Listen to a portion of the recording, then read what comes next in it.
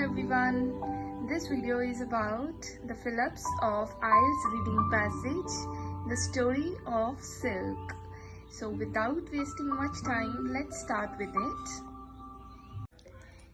हम सब जानते हैं कि फिलप्स सॉल्व करने से पहले हमें वर्ड लिमिट चेक करनी होती है, तो ये फिलप्स के लिए वर्ड लिमिट हमें दी गई है 1 वर्ड. सो हर आंसर हमारा 1 वर्ड में होगा. So let's start with the first sentence. Silk warm cocoon is the keyword, fell into emperor's wives. emperor की पत्नी की. so emperor की पत्नी की कोई चीज है जिसके बीच में silk warm cocoon गिर गया. emperor की वाइफ की कोई चीज हमने फाइंड करनी है. सबसे पहले हमने कीवर्ड ढूंढना है cocoons. उसके बाद हमने जिस सेंटेंस में कोकून्स आया उस सेंटेंस को समझने की कोशिश करनी है. She collected. अब शी कौन है ये अगर हमने फाइंड करना है, ये शी एम्पर की वाइफ के लिए लगा हुआ है. इसको ऊपर से हम पढ़ लेंगे. यहाँ पर दिया हुआ है wife of yellow emperor, ruler of China, who discovered silkworms. One account of the story goes that as she was. Now she is wife, right? She is the pronoun used for the wife of emperor. So emperor की wife की बात हो रही है और हमने इसमें find क्या करना है कि emperor की किसी चीज के बीच में कोकून गिर गया, right? And sat down to have a rest. It just so happened that while she was sipping some tea, one of the cocoons that she had collected landed in the hot tea and started to unravel into a fine thread. So क्या मतलब समझ लगा इधर से हमें? इस लाइन में हमारा आंसर है it was so happen that while she was sipping some tea. ऐसा हुआ कि वो जब टी की सिप ले रही थी, टी पी रही थी, चाय पी रही थी, one of the cocoons that she had collected landed in the hot T. एक कोकून जो उसने कलेक्ट किए थे कोकून्स, उनमें से एक कोकून है जोन सा वो हॉट टी में लैंड कर गया. हॉट टी में लैंड कर गया मतलब हॉट टी के अंदर गिर गया. So you must be aware of the answer now. Silkworm cocoon fell into emperor's wives. emperor की पत्नी के किसके बीच में silkworm cocoon गिरा? एक cocoon, one of the cocoons landed in the cup of tea. so क्या आएगा यहाँ पर? tea. answer is tea. so second option is emperor's wife. emperor की पत्नी invented. उसने कुछ इन्वेंट किया. And singular thing is there. Invented dash to pull out silk fibres. Silk fibres को निकालने के लिए उसने कुछ इन्वेंट किया. हमारे मेन कीवर्ड कौन से हैं फिर? एम्परर की पत्नी ने इन्वेंट किया. Invent is the main keyword. To pull out silk fibres, right? Second keyword invented and fibres. जहां हमने पढ़ना छोड़ा था लास्ट लाइन में जो आंसर था ये था. इसके आगे हम इन्वेंटेड एंड फाइबर्स को ढूंढना शुरू करेंगे. कहां पर है हमारा वो word invented and fibres? This is fibres. अब फाइबर्स वाली लाइन को हम अंडरस्टैंड करेंगे आंसर फाइंड करने के लिए. She also devised a special reel to draw the fibres from the cocoon into the special single thread. I hope you have got the answer. इस लाइन में आंसर है यहां से लेकर यहां तक. She also devised. अब ये डिवाइज्ड क्या है? सिनोनिम. किसका? इन्वेंटेड का. इन्वेंटेड भी आ गया, इन्वेंटेड का सिनोनिम आ गया, डिवाइज्ड. फाइबर्स भी आ गया. ठीक है. To draw the fibres from the cocoon. और ये भी हमें मैचिंग वर्ड्स दिए हुए हैं उन्होंने. Draw the fibres from the cocoon और वहां पर क्या दिया हुआ है? Pull out silk fibres. ये मैचिंग वर्ड्स है, right? Pull out silk fibres.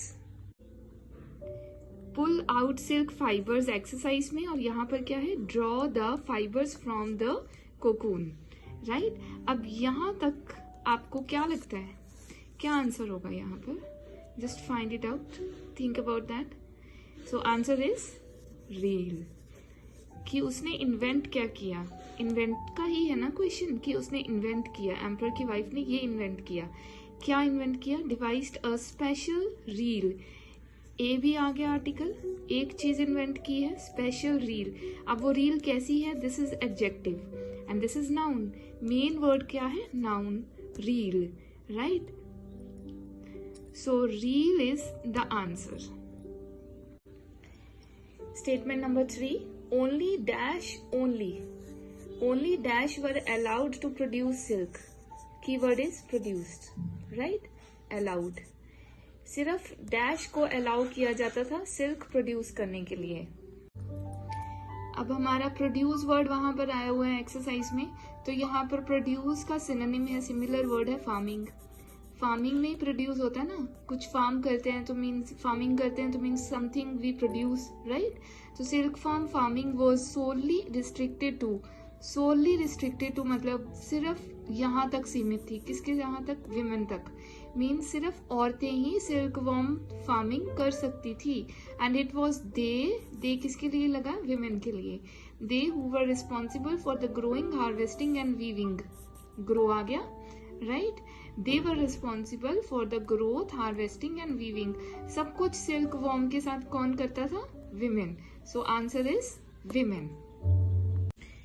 पीछे हमारा फार्मिंग सिनोनिम आया और हमारा आया grow, right? Growing, harvesting and weaving, ये तीन चीजें, तीन वर्ड्स आए हैं. ग्रोइंग मेन वर्ड है जो सा इसका हमारा सिनोनिम है, राइट? सिल्क को प्रोड्यूस कौन करता है? ग्रो कौन करता है? Women. So women is the answer. Only women were allowed to produce silk. Next question is only dash were allowed to wear silk. Silk पहनना किसको अलाउड था? सिर्फ इनको अलाउड था सिल्क पहनना. Silk quickly grew into a symbol of status and originally only word आ गया, only royalty were entitled to have clothes made of silk. तो पता चल गया होगा आंसर क्या है यहाँ पर. Only royalty were entitled, सिर्फ उनको entitle किया जाता था, उनको allow किया जाता था, allowed. उनको allow किया जाता था, क्या allow किया जाता था? To have clothes made of silk, silk के clothes डालना. एंटाइटल्ड का कीवर्ड है वहां पर, ओनली वर्ड वैसे ही दिया हुआ है एंड ये सब भी दिया हुआ है. सो वर्ड आंसर नहीं हो सकता. What is the answer then? Royalty. Who were allowed? Royalty. Fifth statement is silk used as a form of, किसी के रूप में यूज हो रही थी silk. Silk used as a form of. So अब हम कीवर्ड्स ढूंढना शुरू करेंगे. The rules were gradually relaxed. Here it is used word आ गया, सेम वैसे का वैसे. Silk was so prized that it was also used as a unit of currency. इस लाइन में हमारा आंसर है. Silk was so prized, silk इतनी ज्यादा उसकी कीमत बढ़ गई थी that it was also used as a unit of currency, कि उसको as a unit of currency भी यूज किया जा सकता था. I hope you have got the answer. बहुत इजी है ये सब. Answer is currency. तो किस फॉर्म में यूज होता था? Used as a form of currency, as a unit of, as a form of, in the form of, as a unit of. Answer currency. Sixth statement is silk used for many purposes. Silk बहुत सारे purposes के लिए use होती है. Example, evidence found of dash made from silk, कोई चीज silk की बनी हुई. अराउंड 168 AD, ये कीवर्ड है मेन हमारा. 168 AD के अराउंड के लगभग कोई चीज मिली हमें, उसका सबूत मिला उस चीज का, जो कि किसकी बनी हुई थी? सिल्क की. हमने आइल्स की रीडिंग करते हुए मेमोरी अपनी इतनी जरूर स्ट्रांग रखनी है कि जब हम क्वेश्चन में कीवर्ड्स ढूंढते हैं, कीवर्ड्स फाइंड करते हैं, तो वो कीवर्ड्स ढूंढते ढूंढते हमें पता हो कि मेन चीज हमने ढूंढनी क्या है. ठीक है, तो मेन चीज हमने क्या ढूंढनी है कि सिल्क की बनी हुई कोई चीज. एंड 168 की एडी तो हमारा कीवर्ड है ही है, जो कि क्लियरली विजिबल है हमारा करेंसी के नीचे, राइट? 168 AD. अब इसी लाइन को हम अंडरस्टैंड करेंगे. इसमें सिर्फ इतना देखना है कि सिल्क की बनी हुई कौन सी चीज है यहाँ पर, राइट? सिल्क कहाँ पर है? ये. और सिल्क पेपर, सिल्क के साथ ही दिया हुआ है silk paper. Paper is the answer. And मुझे नहीं लगता आपको समझाने की जरूरत है. It's very very simple. Silk की बनी हुई कौन सी चीज है? Silk paper. Earliest indication is again the synonym. अभी हम पीछे एक्सरसाइज में देखेंगे कि कैसे किसका इंडिकेशन किसका सिनोनिम है, राइट? और पेपर हमारा आंसर है. So indication is the synonym of evidence found. Indication of silk paper. Silk paper means silk sorry, paper made from silk paper, right? Answer, paper. Seventh statement is merchants use Silk Road to take silk westward and bring back dash and precious metals ढूंढने हैं हमने, metals और एक और चीज, ठीक है. Metals हमारा कीवर्ड है, सिल्क रोड कीवर्ड है, silk road keyword and metals keyword. और यहाँ वापस क्या लेकर आते हैं, मेटल्स के साथ एक और चीज लेकर आते हैं जिसको हमने ढूंढना है. किसको लेकर आते हैं? Here is the keyword Silk Road. After 168 AD, Silk Road बहुत ही नजदीक है. Demand for the exotic fabric eventually created the lucrative trade route now known as the Silk Road. Taking silk westward, सिल्क को वेस्टवर्ड लेकर जाते हैं, and bringing gold silver and wool to the east. और किसको ईस्ट में लेकर जाते हैं? Gold silver and wool. Now gold silver and wool, they have written gold silver and wool, right. अब एंड हमें पता है, एंड हमारा यहाँ पे कंजंक्शन आ चुका है. यहाँ पर उन्होंने बोला है एंड प्रेशियस मेटल्स, राइट. यहाँ पर क्या आएगा? आपको पता चल गया होगा क्या आंसर आएगा. मेटल्स के नेम दे दिए हुए हैं उन्होंने, मेटल्स वर्ड नहीं दिया उन्होंने, मेटल्स के नेम दे दिए. कौन से मेटल्स के नेम दिए उन्होंने? मेटल्स के नेम दिए gold and silver. Gold silver हमारे मेटल्स हैं, राइट. गोल्ड सिल्वर मेटल्स हैं, metals and wool. Answer is wool. Eighth statement is 550 AD. 550 is the keyword. Dash hide silkworm eggs in canes. Hide, किसी ने hide किया, छुपाया silkworm eggs को canes में, and take them to Constantinople, right? So many keywords are there. Constantinople, silkworm eggs, canes, hide and 550 AD. कोई भी मिल तो जाएगा ही आसानी से. So keyword is 550 AD. अब 550 AD वाला सेंटेंस हम समझेंगे. According to another legend, monks working for, according to another legend मतलब एक दूसरी कहानी के accordingly, monks working for the Byzantine emperor Justinian smuggled silkworm eggs. silkworm eggs हमारा दूसरा कीवर्ड है, ये तीसरा कीवर्ड है. To Constantinople, concealed inside hollow bamboo walking canes. यहां तक हो गया हमारा सेंटेंस. यहाँ पर हरकत किसने की है? ये तो कहानी हो गई, ठीक है. ये एम्परर हो गया, ये जगह का नाम हो गया, ये सिल्कवर्म एग्स है, ये नेम ऑफ द थिंग हो गया, राइट. देन यहाँ पर इंसान कौन से हैं अभी? एक तो मॉन्क्स है और एक ये एम्परर है, ठीक है. अब इन दोनों में से हमारा आंसर कौन सा होगा? हम क्वेश्चन को अब दोबारा से स्टडी करते हैं कि क्वेश्चन में क्या दिया हुआ है. सो क्वेश्चन में दिया हुआ है किसी ने हाइड किया है सिल्कवर्म एग्स को केन्स में. किसी ने हाइड किया है. अब मॉन्क्स ने हाइड किया या एम्परर ने हाइड किया है?